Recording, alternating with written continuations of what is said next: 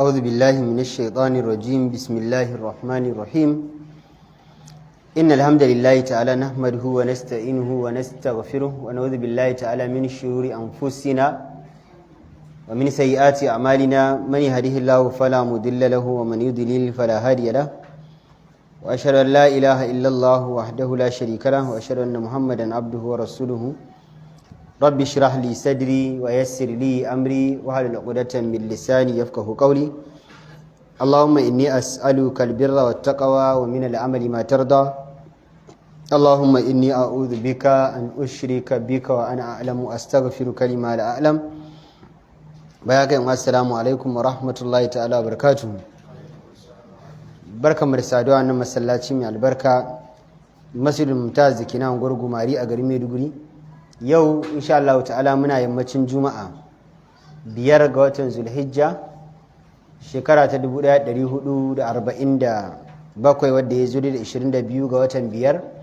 miladiya ta 2026 majalisinmu na karatun littafin al'adabul mufrad na Imam al-Bukhari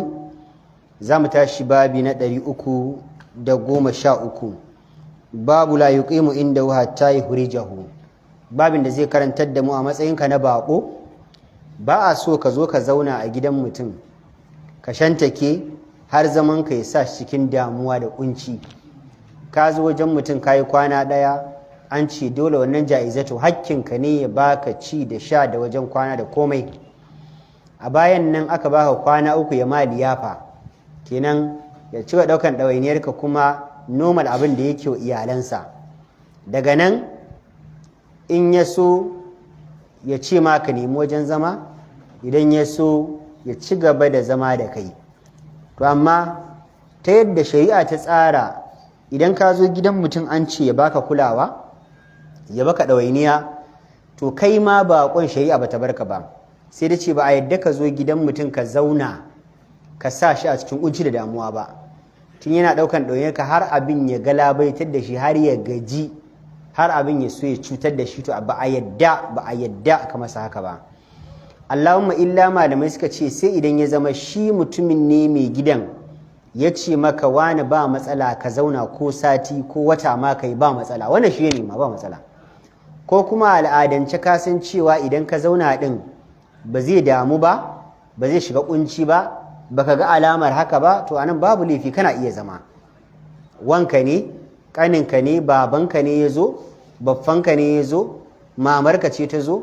ta san a zaman da za ta in ta wuce kwana 4 ba za ka damu ba ba za ka kuntata ba ba za ka shiga matsatsi ba wannan babu komai amma ko mahaifiya ce ta zo gidan ɗanta daga wani gari sai ta ga cewa zaman da ta fara yi yanzu kuma za ta cutar da shi da iyalinsa ta kuma inda take ko da gidan ɗanta ne ba yadda ba kada cutar da shi baba ne ya zo ya zama zaman shi ya fara cutar da yaron ya fara cutar da iyalinsa to anan ya koma misali mutum ne suna da ɗaki 2 shi yana ɗaki 1 sai ba wa matarsa da mamarsa ɗaki 1 suna zaune to kaga wani ba zai iya matarsa tana tare da mamarsa ta dinga zuwa ɗakin shi tana kwana wani ba zai iya ba zai kuntatu kuma ta zauna ta yi wata ko wata biyu Allah sa shi cikin kunci shari'a ba ta so ba yadda ka cutar da wani ba da wani ya cutar da kai ba hadisin 743 haddathana Isma'il قال حدثني مالك عن سيد المقبوري أنا أبي شريح الكعبي أن رسول الله قال النبي صلى الله عليه وسلم يقول man kana yu'minu billahi wal yawmil akhir dukkan wanda ya zan yayi cikakken imani da Allah kuma yayi cikakken imani ran tashin kiyama me yasa galibin hadisai za ga manzo Allah yakan ce wanda ya imani da Allah yayi imani ran tashin kiyama saboda a nuna maka mafarinka wanda ya halicce ka shine Allah in dai har ka san girman wanda ya halicce kuma ka bashi daraja ka bashi girma ƙarshen kuma da rawarka za ta ƙare a maka hisabi ka san matsayinka shi ranar tashin kiyama shi kuma hadarinta da girmanta nan ma shi yasa ake dauko boda to boda dan annabaka abin da za a ga maka na da matukar muhimmanci Allah sai ya ce dukkan wanda ya zanya manzo Allah ya ce wanda ya imani da Allah ya imani da tashin kiyama falyaqul khairan, annabi sai tabbatar da yana faɗin alkhairi. Duk maganar da za ka yi ka auna ta a mizanin shari'a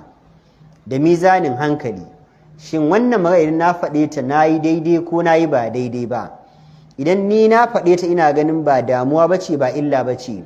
shin majiyinta ba za ta zama mishi damuwa ba za ta zama masa illa ba, sannan sai ka faɗe ta. Duk maganar da kake ganin za ka faɗe ta idan za ta zan sharri ba su ka faɗi. Allahumma illa sai idan an zalunce ka, ana ko babu laifi.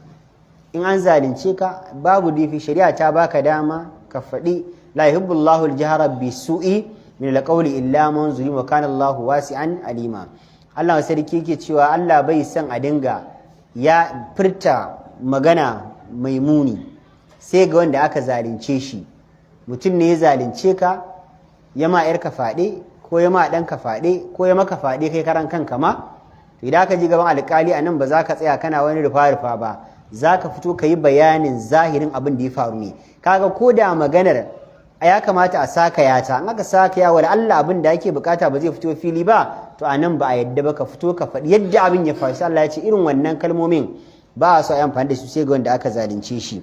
Kuma Allah ya ce idan ba za ka faɗi alkhairi ba, auli yasmut, ko ya ka faɗi alkhairi ko ka ja baki kai shiru. Akwai maganar da shirunka ya fi maka alkhairi akan faɗinta. In dai ba alkhairi ba ce shari ce, to kai shiru. Galibin ababen da suke kai mutum wuta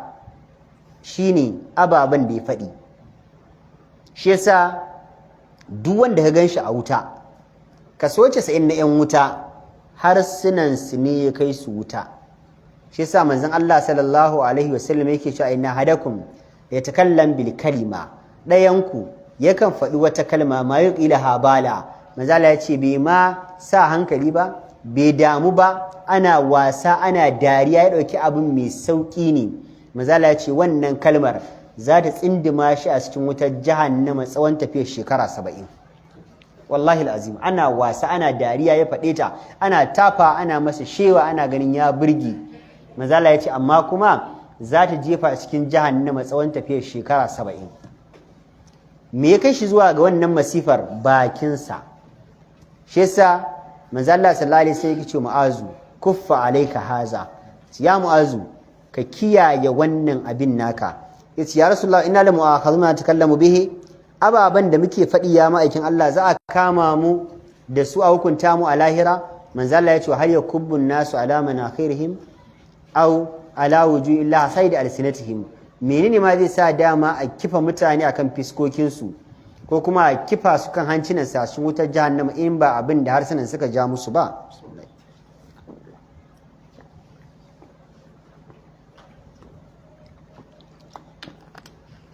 Da haka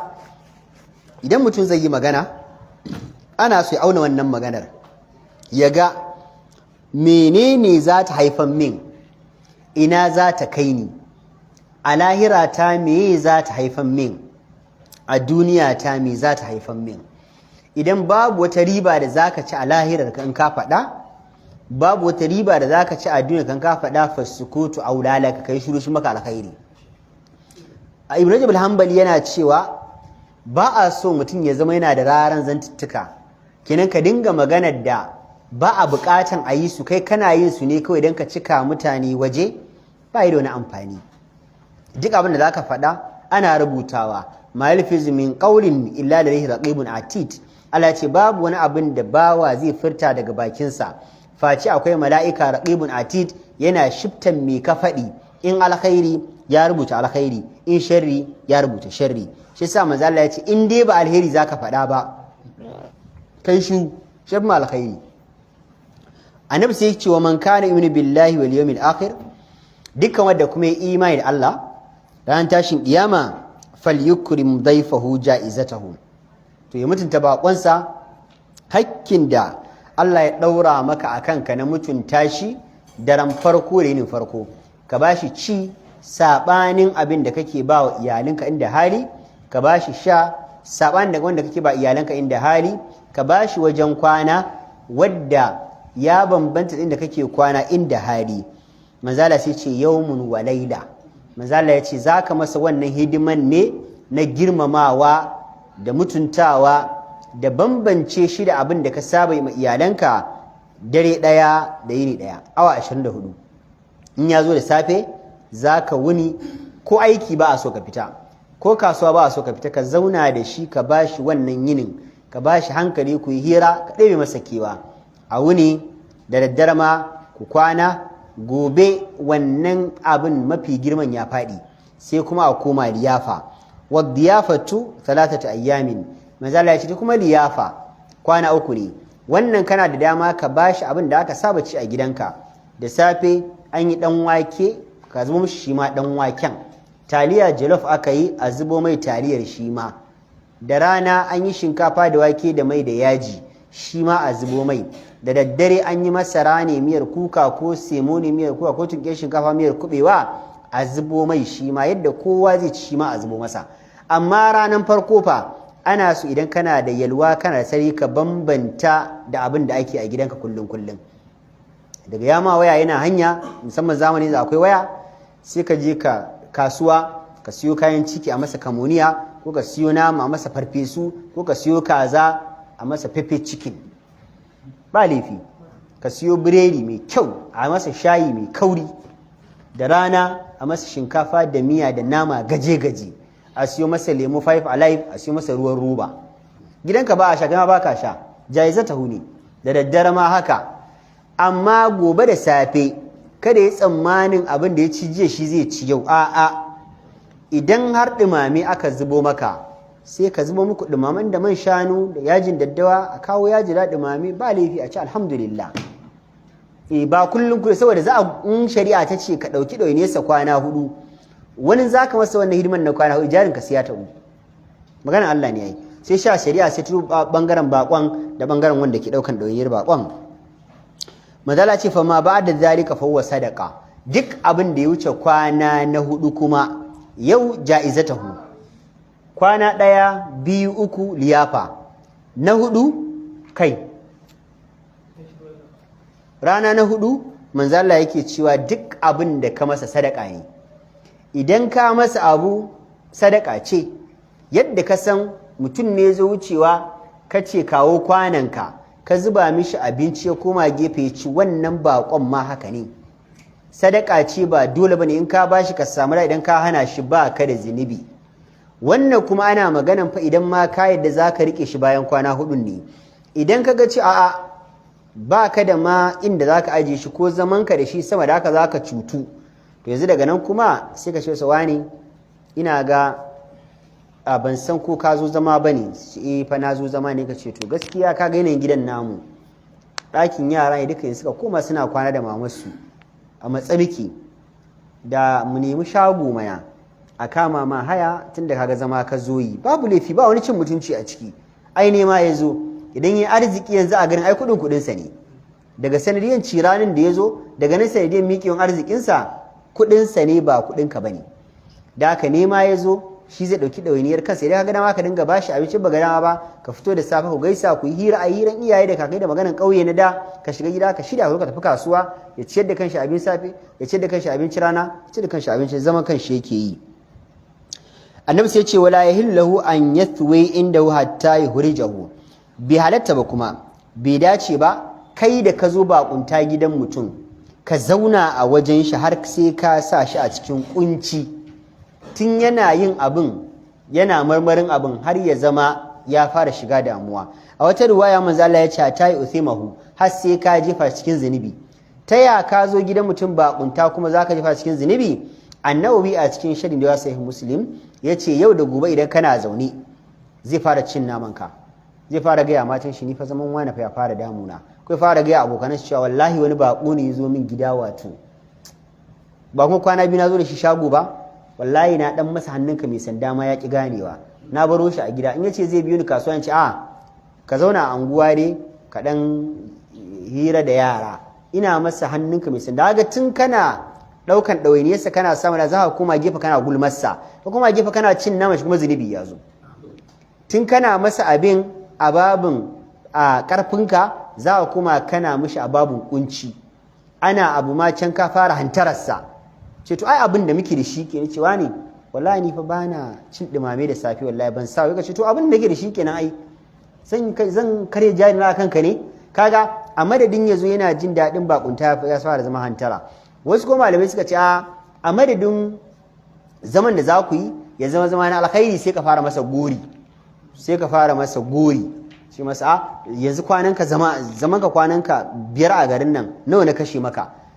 akwai dan kuɗi da na tara 50,000 a asusu na zan yi wani abin da shi daban duk na kashe a kanka kaga amma da ya zama ka samu dara sai ka zan ka fara mai gori shi kuma gori zunubi ne da shi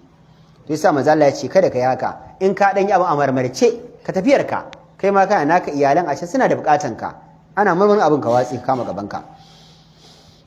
babu na 314 babu idza asbaha bi fina'ihi babu idan bako ya wayi gari ya kwana a farfajiyar gidanka ba kai ka bashi masauki ba da ka san ba a yin katanga ma gidaje irin yadda yanzu muke yi dan annabi sallallahu alaihi wasallam ruwayan Aisha da sunna haka lokacin da manzo Allah ya zo Madina kawai a kofar daki ne anan kofar daki ne anan nan din abu ɗaya yake wayan sai dai kofar dakin nasu da labule da ce labulan ma babu idan za a yi shimfiɗa ana yin ta ne a ɗan kusurwar ɗaki inda misali yanzu nan kofa sai a yi shimfiɗa a nan inda ya ka hango kofar ɗaki mutum ba za ka hango tun bare yana ɗan cikin wannan lungun to daga baya ne ma aka samu daman yin labule daga baya kuma aka samu daman yin katanga dan da yake an zo kaga hijira ne ba da wadata da kuɗi aka kuma tun da ka sani yadda za ka siya bulo a ƙasar da za ka yi wanda za su ma gini abu ne na kuɗi da farko da haka ne da take cewa ɗakuna ba mu da a ci balbalfa ɗakuna duhu ne da su da daddare ba wanda ke ganin fuskan kowa ba a ci balbal daga baya Allah ya wadata muka fara samun masabe muka fara samun a ci balbal muke rayuwa da shi da fitiltulu to idan yanzu bakonka ya zo kai kana cikin ɗakinka sai bakonka ya kwana a filin gidanka to ya za a yi da shi hadisi 744 haddathana abu nu'aym qala haddathana sufyan an mansur an sha'abi an miqdam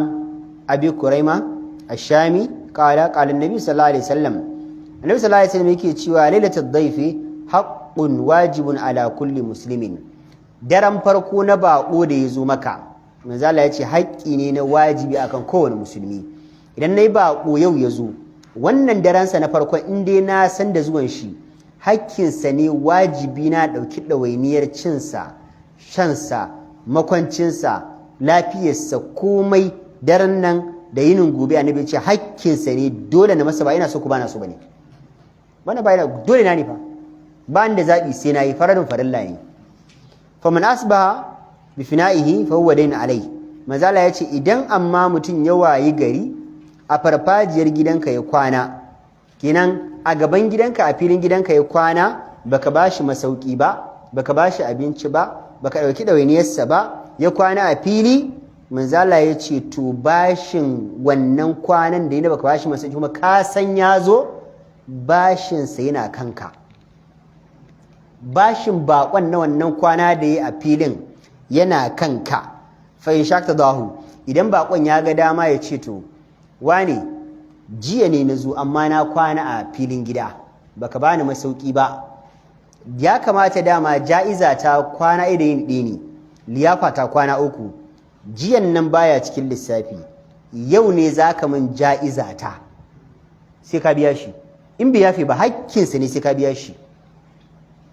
da haka yanzu yau da zaka shigar da shi gidanka zaka masa ja'izar wuni ɗaya da dare ɗaya sannan sai ka mai liyafan kwana 3 idan ko bai ga da bai ce to mai lissafi ya zama ja'izar tawa biya na zaka yi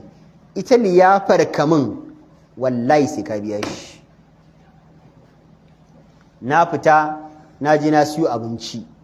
kuma ka san garin naku na duba na tambaya a bakin titi sai aka ce min wajen abinci mai kyau sai na je Hebron to na je an zuba min fried rice da kaza rabi 10,000 sun bani ruwan roba sun bani lemo 13,000 kuma da ina wucewa a napep sai na ga green white green ana sai da kaza wannan dama nasin kaga fried ce roasted ne nan kuma sai na zo na samu ganin kaza roasted kai nan dafaffiya ne nan naga ganan gaza gashashiya shi ma na hada na ce a bani tsire ba da yawa bari an bani tsire tsinke 4 ko 5 da haka na zo dai duka lissafi da ya kama 30,000 ga account number na yi min transfer number na cire farkon zero money point ne hakkinsa ne ka biya shi hakkinsa ne dole ka ne fa ba zaɓin ka ne fa dole ne ka biya shi da haka wa in sha'a tarakahu in ya ga dama kuma sai ce maka ba matsala na yafe maka da haka yanzu babu maganan ja'iza kenan liyafa zaka fara kenan zaka masa kwana 3 abincin normal na gidanka zaka na bashi yana ci wannan kwana 3 dole kamar an gane yayi na ja'iza kwana 1 liyafa kwana 3 in ya yafe shi kenan bai yafe ba zai ma lissafi kamar transfer in bai yafe kuma sai in ka kuma ka da ka ce to aka ciyar da shi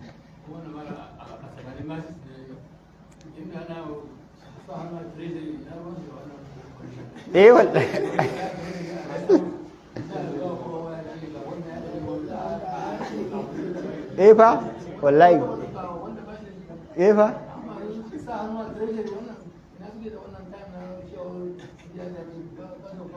gaskiya na'am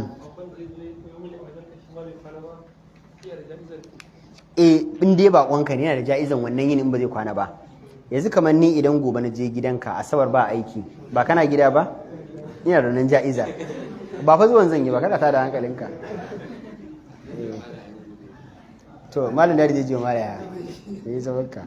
babi na 315 babu idan asbaha ad-dayfu mahruman babin idan baƙo ya wayi gari mai gida ko mai masaukin shi ya hana shi hakkinsa na baƙunta ka zo gidan mutum baƙunta ai muka ci ka ja'izar kwana iliyafin kwana 3 hakkin ja'izan nan sai ya ƙi maka ya ƙi baka to ya kaga za a yi hadisi 745 hadathana abdullahi bin salihin qala hadathani lays an yazid bin abi habib ana bil khair an uqbah bin amir qala qultu ya rasulullah uqbah bin amir yace nace ya ma'aikin Allah innaka tab'athuna kakan tura mu fananzilu bi qaumin fala yaqruna mukan je mu yada zango a wajen wasu mutane da ka aike mu aikin addini muka je amma ya manzo Allah mutanen wallahi ba sa daukan bakuntan mu ba sa ba mu abinci ba sa ba mu abin sha ba sa ba mu masauki kuma gashi mu masauki ba mu ba bakin su ne kuma sun ki su karbe mu a matsayin baki fa ma tara fi zalik ya maikin Allah me kake gani za mu yi kan wannan lamarin da mutanen da ba sa karban bakuntan mu fa qala lana annabi sai ya ce in nazaltum bi qaumin idan kuka je kuka yada zango wajen mutane fa umira lakum bima yanbaghi lid-dayfi faqbalu sai suka bada umarnin a baku irin abin da ake ba wa bakon da yazo ya yada zango da su karba kun zo bakunta wajen mutane suka ce to da safe a kawo musu masa a kawo musu chips a kawo musu kwai a kawo musu shayi ku karba ba su da wannan karfin sai suka ce to a kawo musu shayi da biredi da kosai ku karba ba su ne suka ce a kawo muku dumame ku karba duk abin da suke ba wa baƙonninsu baƙinsu annabi ce idan har suka ba ku ko kuma ku ji tsoron Allah ku karba amma fa in lam yaf'alu idan kuka je kuka yada zango a garin su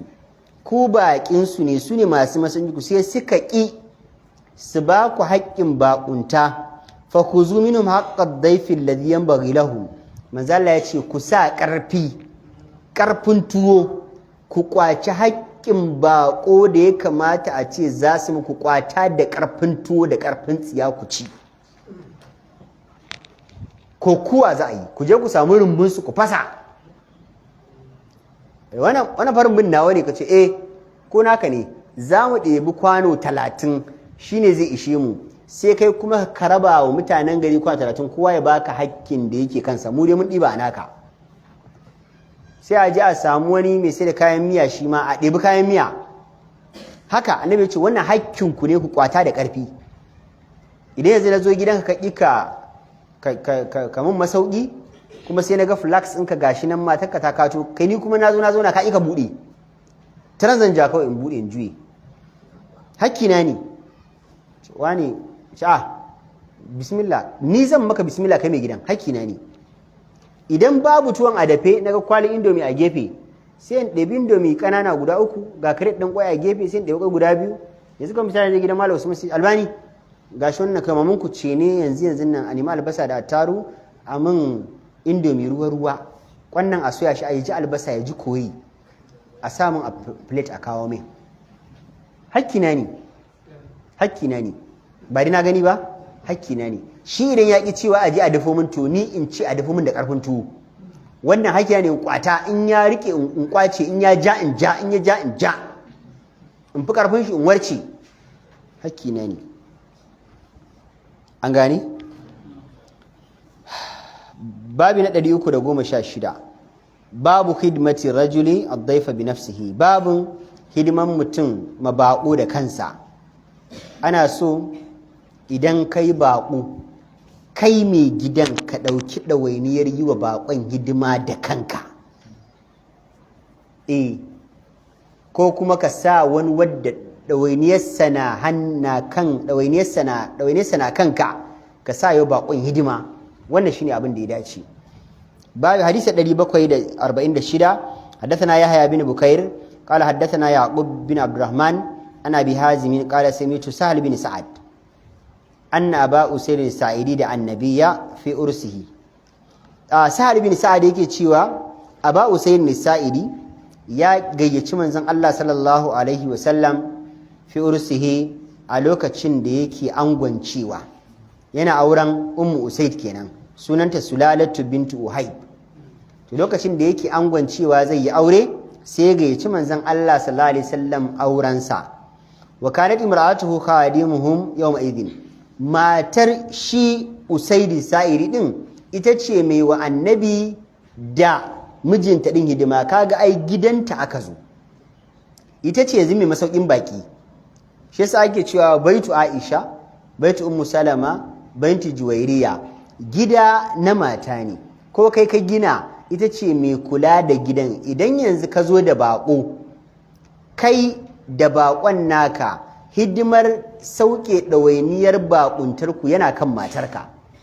Idan matar kirki ce tana ganin baƙo ya zo, ba ka ma buƙatan ka dinga tashi kana zuwa kicin kuna magana ya za a yi me za. In mai hankali ce kuma kai ɗin kayo cefa ne, ta san me za ta yi, za ta ce ka a kunya. Sharp da wuri za ta goga jinja, ta matsa lemun tsami, a sa siga, a sa kankara, a zuwa ajiye muku. Foster Clark ne sharp an hada an kawo muku. Soɓo ne sharp an dafa an tace an sa kankara an kawo muku. Lemo ne an yayyanka, abarba kankana an yayyanka an kawo muku. Idan babu abinci sharp ta ɗaura taliya, an gane ai, an kawo muku, an ɗan sa banda, kawai kana zaune an gama. Idan babu kuna da shinkafa da wake da mai da yaji, sai da shinkafa da wake da mai da yaji ta kawo muku. Masha Allah. Ba za dai ta barka ka ji kunya ba. Amma idan so kuwa ce, sakariya ce, idan kai bako ta shiga daki ta samu waje ta fara bacci. Bako kai ba Allah, idan ta ƙoƙarin ta kawo muku ruwa, in ta kawo muku ruwa ta je shiga daki ta fara bacci. Shi ko bako so ake a mutunta shi. Din mai gida yana so a cire shi a kunya, yana so ya ga bai tozarta a wajen bakon shi ba. Ita matar gida ita ce take sama mijinta daraja a wajen baki. Ku tuna kissar annabi Ismail alaihi salatu wassalam, lokacin annabi Ibrahim alaihi salatu wassalam ya zo gidan ɗansa annabi Ismail. Da ya zo ya sallama, ai mata annabi Ismail ce ta leƙo, ya ce mata ko ina mai gidan yake? Sai ta ce masa ai ya tafi farauta, dan annabi Ismail mafarauci ne. Sai ya ce ko me kuke ci? Sai ta ce kai abin da muke ci, akwai abu da muke ci ne in banda wahala da nake sha a gidan shi, ya fita ma wata ran bai samo ba, wahala kawai nake sha. To na gane ba ta da sirru kenan ba. Idan mijinki ya zo ki gaya mishi cewa wani dattijo mai sura kaza sifa kaza ya zo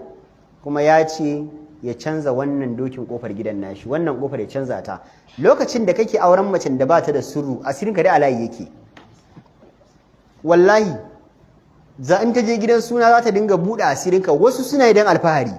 idan mutum na da wadata za ta dinga ta bada labari. Wallahi ni jiya naman miya aka kawo min ma na shekaran jiya ma bai kare ba, na shekaran can bai kare ba, naga zai ɓaci, ɗauka na bawa makwabta. Tana yi a madadin alfahari, bar sani ba asirinka take tonawa.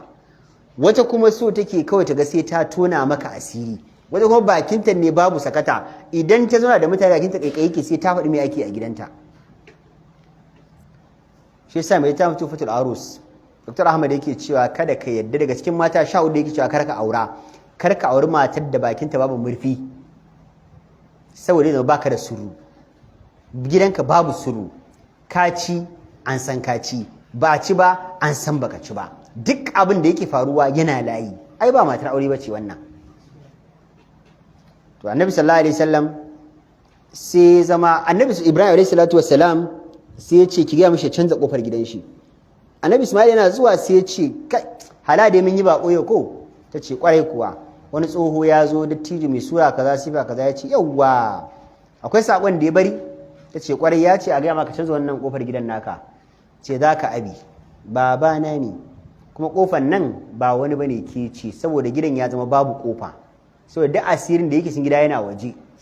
jikina sake ki gida ba kofa muna.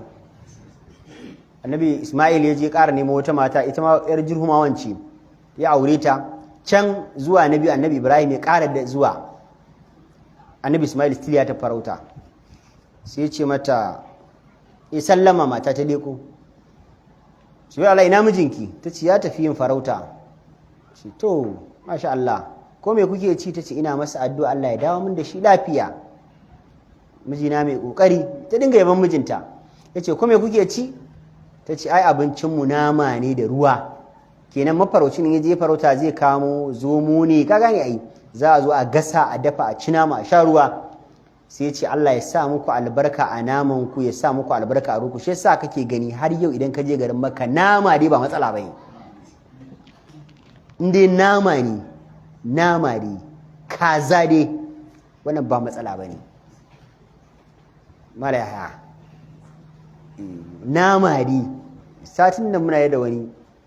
da ya je ma zo karatun Alamisa ya ce su a Makka in dai magana nama ne kai wallahi al'azim ba ka da matsala ko na minti daya, ko ba za ka siya ba nama dai siya fita a kanka. kaga yanzu dan wannan kuɗin da muka tara an muka je umara ko aikin haji sai mu yi balance. dan Najeriya an yi je kake yi abincin gaskiya ai ba laifin shi bane ya ci, saboda babu a house a gida babu. to anan ma kaga matacce take ma annabi sallallahu alaihi wasallam da Aba Usaid mai sa'iri hidima, wahiyar arus kuma ita ce fa amaryar, ita ce amaryar kuma ita ke yin hidima. fa qalat aw qala ataduna ma an qatu bi rasulillah, sai matar ta ce shin kun san me na tsima wa manzon Allah kuwa da ya zo gidana lokacin ina amarya? an qatu lahu tamaratin min al-layli fi taurin, ai na tsima wa manzon Allah sallallahu alaihi wasallam dabino ne a cikin wani masaki. taur ana yin shi ko dai da itace a fafe cikinsa ko kuma ana da dutse, wani lokaci kuma sukan yi da karfe, kamar dan kwano ne haka suke yin shi, za a samu dutse a fafe cikin dutsen sai ya zama kamar flax haka, ana tsimi a ciki. to amma duk tsimin da ya fermenting ya zama zai bugar, to ya zama giya, haramun ne a sha. amma duk tsimin da bai yi fermenting ba, in ka sha kawai ka sha juice ne, wannan babu kuma shari'a ta yadda. ka samu dabino ka hada da zabibi ka hada da zuma ka zuba shi ya kwana, in dai zai ƙara yin zaƙi ne, matukar in ka sha ba zai bugar da kai ba, babu komai. idan ka ga ya fara tsaki to ya zama giya, in ka sha za ka yi layi, za ka kana tsugunnawa kana gaishe da tinkiya kana cewa sanda zuwa kaka ina wuni, kar ka yi wannan, za ka yi layi. idan kana so ka sha a shari'a to sai ka zuba mai ruwa ya tsinke. idan ka yi diluting ai ya zama ba fermented ba, zai tsinke ba zai bugar ba, an ya halatta ka sha babu komai. amma in dai za ka sha shi fermented one, dan ka sha za ka yi layi, wallahi ka sha giya. manzo Allah ya ce kullu muskirin khamr, duk wani abin da yake bugarwa giya ne, kullu khamrin haram, kuma dukan wani giya haramun ne. hadisi babu na 317 babu man qaddama ila dhayfi da'aman faqama yusalli. babin kuma da zai karantar da mu ya halatta idan kai bako ya zo gidanka, idan ka gabatar mishi abinci ya ci abincinsa, kai ka tashi kama sallah, ba sharaɗi ba ne sai ka ci tuwo dole tare da baƙo don ya zo gidanka, a'a kana yi ka ajiye mishi ba ka da buƙatar tuwon, ka tashi ka yi wani hidimominka ko ka tafi ka bar shi ko ka kama sallah babu kuma in kana da buƙata, amma an fi so ku zauna da baƙon ku ci tare don ya samu ƙarfin gwiwan ci. Mu gane kuma akwai wani abu da muke yi ba burgewa ba ne kuma ba musulunci ba ne. Idan ka je gidan mutum ya kawo maka abinci mai kyau, kai kana da buƙatan tuwon ranka yana so, sai ka ƙi cinyewa duka don kar a ce ma ka cinye duka. Ai dama kai aka kawowa ko an kama kaza rabi sai ka ci wai kwata ka bar kwata don wai kar a ce ka cinye duka. Naka ne fa, wani fa idan baka ce fa ka sha shi asara. Malam ka ɗan sassauta ta zugenka, ka ci kaza malam, ka ci abinci sosai. Idan ka cinye kwanan abin suɗewa ne ka suɗe kwanan. Annabi sallallahu alaihi wasallam idan ya ji aka gaice cin abinci, manzo Allah in yi abinci ya masa daɗi yakan ci ya cinye gaba ɗaya, ya suɗe kwanan, ya suɗe hannunsa, ya goge sauran abin a jikinsa sallallahu alaihi. To amma ka zo ka ci abinci, an sama abinci ka ci kaso hudu ka bar kaso ɗaya, wani za ga abin da bai wuce fa cokali biyu fa, kuma bai kushe kuma yana so, amma wai ba zai cinye ba dan kar a ce ya cinye cokali biyu fa. Ai ko ka koshi zaka dan tura nama, sai ga ya cinye, sai ya bar wasu yan guntun nama ji wani kashi kuma inda yanzu ba wanda ke kallon sa, ko daga shi sai daga free to put ne sai cinye wallahi asiri. Wallahi ni ban kalefin sa ba sosai ma. Wani bawan Allah ya je wajen walima a kawo abinci irin waliman masu kuɗi nan, ya ga ana dan asawan dan fork dan wani gutsiri kaza a cikin cokal ɗaya biyu a bari. Malami ne ya je walima wajen, a dama da leda a motarsa, mutu ya ɗauko leda biba mai zane-zane, wala ya dinga juyewa. To idan ba irin wannan wajen ba kaga ba zai samu bayi. Yanzu ya zo gida ba shi da iyalansa masha Allah ba, wata sabuwar walima ba ce, amma kai nauyin baki, in ka zuba da waye sun bai ka ɗiba, kuma idan ka ɗiba ma a wajen duk sun fi ƙarfin abin. Mana kai ne kake ganin wani abu. حديث 747 حدثنا أبو معمر قال حدثنا عبد الوارث قال حدثني جريري قال حدثنا أبو العلاء بن عبد الله عن نعيم بن قعنب قال أتيت أبا ذر. نعيم بن قعنب ne yake cewa ya zo wajen Abu Zar al-Ghifari sahabi manzon Allah, falam uwafiquhu yace sai aka rashin sa na zo gidan shi baya gida. Kaga wannan bako ne, amma ba baƙon ma da ya zo kwana ba ne, baƙo da ya zo ziyara shi tafi. Ya ce na zo gidan Abu Zar ban same shi ba. Fa'uti mirati sai na ce wa matar Abu Zar, Ummu Zar kenan, aina Abu Zarrin, ina mijinki Abu Zarru yake? Ƙala ta ce yamtahinu, ai ya fita yana hidimar gida. Yamtahinu shine yakdimul bait. Su sahabban annabi sallallahu alaihi wasallam sun samu tarbiyya daga manzon Allah. Wallahi idan matansu na da aiki a gida, sa hannu suke su taya matansu aiki. Annabi sallallahu alaihi wasallam an tambaya Aisha yaya ɗabi'an manzon Allah take, yace kana fi mihnati ali, annabi yana cikin hidimar iyalinsa, amma idan aka kira sallah kuma zai bar duk abin da yake taya mace ya fita masallaci. Dan wani gyaran shinkafa ka taya matarka, dan wani tsitsince gyaran alkama ta yata, dan wani dakan attaruhu ka taya ta. Sakwara za ku yi ba za ta iya ba, karbi taɓaryar ka daka sakwarar, ai dakawanka sai yafi dakawanta ma haduwa. Duk abin dan wani iza wuta, duk annabi na taya matansa. Duk abin da annabi sallallahu alaihi wasallam zai yi, annabi na taya matansa. To wannan yasa sahabban annabi suka koyi wannan tarbiyyar daga annabi. Abu Zar yana cikin gida yana hidiman matarsa, matar gaci aka sallama ta leka, ina Abu Zar? Ce wallahi ya dan tafi yana yin mana hidimomin mu na gida haka. Siyati kal'an, amma yanzu nan ma za ka ga ya dawo dan ya tafi ne wani ababen da zamu yi amfani da su a gida na hidimomin yau da gobe. Fajalastu lahu, Nu'aym yace sai na zauna ina jiran Abu Zar. Faja'a wa ma'ahu ba'iran, kawai can sai na hango Abu Zar ya taho da raƙumai guda biyu. Kad qadara ahaduhuma bi ujzil akhar, an ɗaure ɗaya raƙumin da kwankwason ɗaya raƙumin kina haɗa raƙumin guda biyu an ɗaure su waje guda ɗaya na bin ɗaya fi unuqi kulli wahidin minhuma qirba a jikin wuyan kowane raƙumi kuma an rataya masa jakar fata wadda suke zuba ruwa a ciki ko suke zuba kayan amfani ciki fawdahuma Abu Zar sai zo ya cire wannan jakar fatan a wuyan ɗaya raƙumin ya cire ɗaya jakar fatan ma a wuyan ɗaya raƙumin thumma ja'a fa qultu ya Aba Zar sai zo ya same ni ji shi Abu Nu'aym sai ya ce mishi ya Abu Zar ma min rajulin kuntu alqahu kana habba ilayya luqyan minka duk duniya babu wani mutumin da nake son haɗuwa da shi kuma nake fatan haɗuwa da shi irinka wallahi babu mutumin da haɗuwa na da shi nake matuƙar son haɗuwa da shi a duniya kamar ka wala abghadha ilayya minka luqyan minka kuma duk duniya ba mutumin da ba na son haɗuwa da shi irinka kuna labarin ba mutumin da shi Nu'aym yake son haɗuwa da shi a irin Abu Zar at the same time kuma a gefe guda ba mutumin da baya son haɗuwa da shi irin Abu Zar kuma a take qala lillahi abuka Abu Zar ce kai tare da kai kawai irin mutum ne wannan wa ma yajma'u haza ta kaka abu guda biyun da za su haɗu ga mutum guda ba mutumin da kake son haɗuwa da shi irina ba mutumin da kake kin haɗuwa da shi irina to ne zan ɗauka son haɗuwa ne ko kin haɗuwa da nin wani zan ɗauka ƙada sai ce inni kuntu wa'attu mau'udatan fil jahiliya na yi yake cewa kafin musulunci ya zo na taɓa binne ‘yata da ranta wai zal ma'udatu su ilar bi ayi zambin kutilat da larabawa saboda ba su san ‘ya mace don ba ta zuwa yaƙi ba ta yin kasuwanci sai dai ka sha wahala ka girmar da ita wani ya zo ya aura idan aka haifo ‘ya mace daga ta an bari ta fara ta kai shekara kamar 5-6 sai a ji abin da ta da rai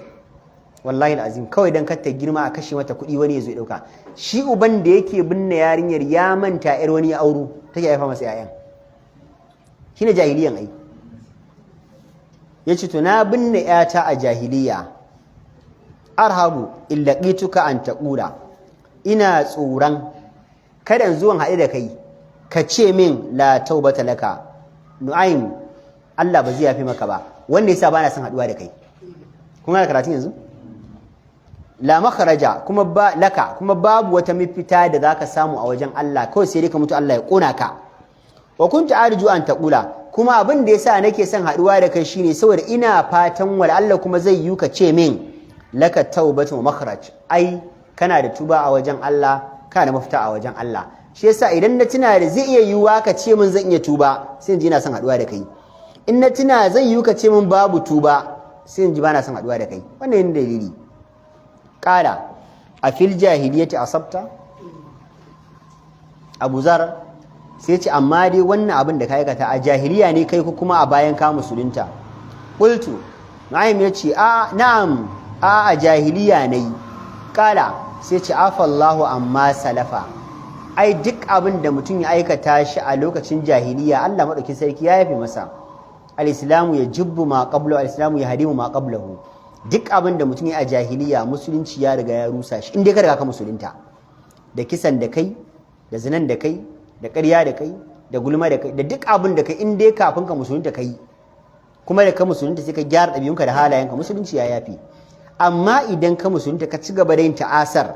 manzo Allah ya ce Allah zai kama ka da laifin da kai a jahiliya da laifin da kai a cikin musulunci wa qala limra'atihi atina tabitamin Abu Zar sai ya ce matarsa biyar Allah Ummu Zar kawo mana abinci mana ba ta ganin mun yi bako ne kawo mana abinci fawat can ta yi nauyin jiki bata kawo ba mace kenan ai in wani lokaci ka sa ta abu sai ranka ya baci su mamara hafa abad sai ya kara umartin caki kama da abinci mai nabiyar Allah ta yi nauyin jiki bata kawo tuwon ba har tartafa aswatuhuma tana faɗa kai kankace mai har sai da Abu Zar suka yi ce ku ce da ita Ummu Zar din akan tuwo a ke yana cewa tun da kika kawo mana abinci kuma baki kawo mana ba wani abin haka ba ki ganin mun yi bako ce a to ba kokarin nake in kawo ba naga abincin ne ka san mata ai to qala fa inna kunna la ta'aduna ma qala rasulullahi sai Abu da sai ce mata kenan ai na san ba kwa taba tsallake abin da manzon Allah ya faɗa akan ku qultu Nu'aym ya ce wa ma qala rasulullahi fihinna to Abu Zar me manzon Allah ya faɗa akan mata qala yace annabi ya ce innal mar'ata ai duk mace da ka sani a duniya khuliqat min dila'in an halicce ta daga ƙashin haƙarƙari na sama in ka sa hannunka a nan ka gan shi nan za ka ji wani ƙashi in ka ja shi za ka ji ya yi kwana wannan ƙashi mai kwanan shi aka ɗauka a jikin annabi adam aka halicci matar Hawwa'u da aka duk mata da kana zaune da ita yanzu a matsayinka namiji kamar ka iya cewa wani ɓangaren jikinka ne ita wannan matar shi yasa mai hankali baya ɗauka hannu ya daki mace ya za ka yi ƙashi 359 ya ce zai yi faɗa da ƙashi ƙwaya ɗaya annabi adam yana da ƙashi 360 aka ɗauki ƙashi ƙwaya ɗaya aka halicci Hawwa'u to yanzu idan ka ɗauki hannu ka ce za ka yi gumu da mace ai ka zama sakarai in kana so ka nuna jarumta ka fito ka samu irinmu sai ka faɗa da maza 'yan wanka ba a tuɓe a haɗa hammata da hammata a haɗa fata da fata nan ne aka na jarumta amma ka je ka daki mace wani har ana riƙe shi yana huci waje ya dake ta mace fa ana riƙe shi yana kwacewa yana huci yana ta kwafa yana huci wani har sai ya tashi tsimin shi ya tashi za ka gina ta karkarwa ƙaura tsimin shi ya tashi da waye wai da mace ai ba anan zai yi ba ai a rajulu bir rijal namiji da maza aka san shi ita mace kawai ta faɗa da mace amma kai kar ka faɗa da mace shi yasa shari'a ta ce duk abin da za ka yi in ma za ka yi dukan shi ya ce ba duka irin na sa'anka ba fa darba na gaira mubarrih manzo Allah ya ce dukan da ba zai ji mata rauni ba dan wani hankaci ka dan kwakwada mata a fuska dan wani hankici fa dan wani bakin rigar ka dan wani lawurjan ka dan wani wandan ka zaka dauka ka dan bibbige ta da shi shikenan fa kuma duka inda ba zai ji mata rauni ba amma ko ba a ce ka dauko injin bel ba fa wallahi wani zai da kima ta shi injin bel yake dauka wani hadduri na yake da shi a dakin sa arate daga za ta mai rashin hankali sai ya ce mata kalla matar aure ba annabi ya ce an halicci mata ne daga ƙashin haka na sama wa innaka in turidu an tuqimaha taksiruha annabi ce idan ka matsa ka ce sai ka miƙar da ƙashin haƙarƙari wala kare shi zaka yi da haka mace lokacin da kace kake so ta ma abinda kake so 100% a karka aure mace wallahi in dai kana so mace ta ma abinda kake so 100% ba wallahi babu wannan matar a duniya babu Allah bai halicce ta ba annabi ya ce an halicce daga shagari na sama da haka idan ka ce sai ka miƙar daga shagarin sai dai kai manzala ya ce wa kasru ha talaquha karya kashin kuma shine sakinta idan kana tunanin ka saki wannan dan saboda ɗabi'unta wadda zaka auro ma irin ta ce sai dai kawai mai ɗabi'un ya canza wannan idan tana da matsala kaza to wannan ma za nata matsalar kai ma da naka matsalar dama haka Allah ya tsara fa shi yasa ba za ka taɓa samun macen da namiji ba yi da ishu da ita ba babu wanda za ka samu tana da matsala kaza amma tana da kirki kaza shi yasa manzo Allah ya ce la yafrik mu'minun mu'mina mu'mini bai kyamar mu'mina irada mina in kariha minha khuluqan radiya minha akhar in yaki wani halin da zaka samu yana son wani halinta mata ta iya kwalliya amma bata iya magana ba ta iya magana amma bata iya kwalliya ba in ta ci baba da fodan ne yanda ka san an ciro ta a rami wata ko bata yi rangwada ba shi ko miji yana son mace mai rangwada ita ko bata yi rangwada ba akwai namiji haka shi so yake kawai mace shi ta iya yanga in ta zo gaban shi ta dinga makale hannu tana karkata baki ta rasa s da gangan ta rasa r da gangan a maganar ta tana magana r din ta iya amma ta cire r da gangan ta cire s da gangan ta dinga wa kalmomi tarwini ta dinga sa gunna da iqlab ta yi ziha nunu sakina wa tarwin duk a maganarta amma da dare ne wallahi wani haka namiji yake so in mace bata iya wannan ba shi ba abin da ta iya to amma zaka samu in ta iya wannan zaka samu kuma yana da complaint ta wani waje haka Allah ya tsara mu ma haka muna da abubuwan da ba za mu iya musu 100% ba idan kaga kana da komai mace in kai talaka ne ita ba akwai abin da ta yi misin ai ta yi musun kuɗi ta je gidan ƙawayenta an buɗe firiji wani lemu za a kawo miki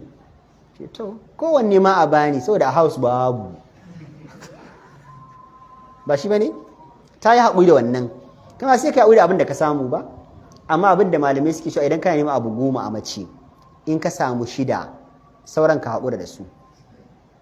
macen da kake ganinta kyanta kamar ta yi kanta wallahi tallahi sai ka samu an zuwa a ɗabi'a tana da matsala wanda za ka samu ɗabi'a lafiya amma kyau kuma Allah ya mata kyau irin nata fuskar ba kyau amma ɗabi'a kai masha Allah tabarakallah wasan da khaliqin an gane ai amma a babin kyau kuma a fuska wanda wacce ma ka kalle ta da daddare ka kwanta sai kai mafarkin ta razana ka to ya zaka yi haka Allah ya jarrabe ka haka zaka yi ta haƙuri da ita amma zaka samu kuma ta iya ladabi ta iya biyayya ta iya bada haƙuri ta iya to shi sa manzo Allah yake cewa in kace zaka miƙar da mace wallahi sai ka karya ta wa in tudiraha idan kuma zaka kewa ita matar fa inna fiha awadun mace zaka samu tana da karkata wa bulga kuma tana da albulga shine ma yaktafi bihi fil aish abinda zaka rayu gurgurar rayuwa da ita kenan idan kana so ka mori mace ka more ta da wannan tawayar tata kai ka more ta haka ka kewe ta haka ka ji daɗinta a haka in ka ce zaka miƙa da ita to wallahi sai dai ka karya ta fa wallat matar ta juya fa ja'at bi tharidin Abu Zar yana gaya wannan mutumin wannan abin da annabi ya faɗa wata riwaya ya juya ne ma ya kalli matar ko sai suka tato ka annaha qatatun kaman wata tsuntsuwa tana tafiya ka san tsuntsuwa tattabara ka san tana tafiya ai na kasaita kowanne tsuntsuwa ya tafiya na kasaita ne ai to sai ga ta nan matar tato tana tafiya na kasaita tafiya daya fa qala kul to ta ajiye abinci Abu Zai ya ce bakon nashi ci mana wala aulannaka yace kuma bazan boye maka duk abin da ba zan ɓoye maka komai bane da ka gani ji Abu Zar yake gaya masa ka ci abinci ba zan ɓoye maka komai ba fa inni sa'im Abu Zar sai ya ce masa ina azumi kai ka ci sun makama yusalli Abu Zar sai tashi ya fara sallah ba yana cin abinci fa ja'ala yuhadhibu ruku